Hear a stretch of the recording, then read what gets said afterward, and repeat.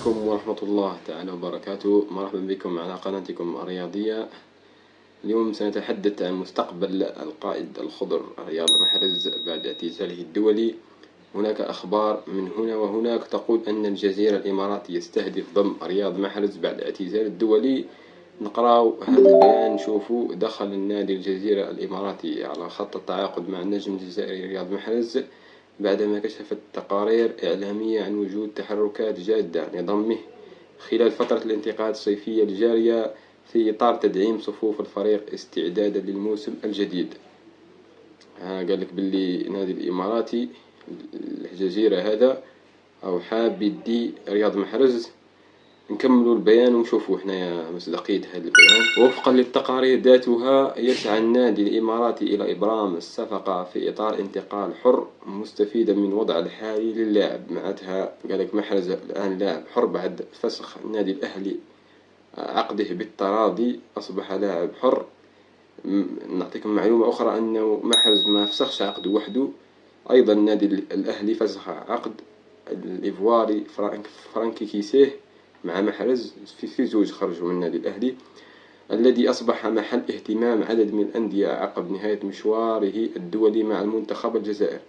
ويأتي اهتمام الجزيرة بمحرز في وقت يكتف فيه الغموض مستقبله الكروي، مثلا مستقبل تاعو في المسيرة تاعو المهنية، خاصة بعد إسدال الستار على مشاركته في كأس العالم 2026 وإعلانه اعتزال اللعب الدولي، وهو ما زاد من التكهنات بشأن وجهته المقبلة. ويحظى قائد المنتخب الجزائري السابق بمكانة بارزة في الكرة العربية والإفريقية بعدما صنع مسيرة حافلة بالنجاحات والألقاب مع الأندية التي دافع عن ألوانها، اللي هي ليستر سيتي اللي تألق فيها 2016 دا البروميير ليج مع ليستر سيتي، وثم انتقل كأفضل لاعب في الدوري الإنجليزي إلى مانشستر سيتي، وبعدها جاء السعودية والألقاب مع الأندية التي دافع عن ألوانها، إلى جانب دوره المؤثر في إبراز إنجازات محاربي الصحراء. دا مع المنتخب الجزائري لقب كان غائب عن الخزينة الجزائرية أكثر من 20 سنة، اللي هو لقب كأس إفريقيا 2019 اللي تبقى للتاريخ النجمة الثانية مع المنتخب الجزائري اللي محرز كان عنده دور كبير. حتى النادي الأهلي اللي جاليه محرز ولا النادي الأهلي يدي الألقاب، دا لقبين تاع دور أبطال آسيا، وداو لقب تاع كأس محلي أيضا، 3 ألقاب داهم محرز مع الأهلي السعودي. وفي مقدمتها قيادة المنتخب للتتويج بلقب كأس إفريقيا 2019 كما قلت. هذا هو البيان. صحيح نشوفوا النادي الجزيرة الأيام القادمة، هل صح ستوقع مع رياض محرز أم لا؟ دوك نشوفوا أي تطورات جداد نعاود ندير لكم فيديو إن شاء الله. هذا أنه قال لك النادي الجزيرة أراه مهتم الآن بمحرز.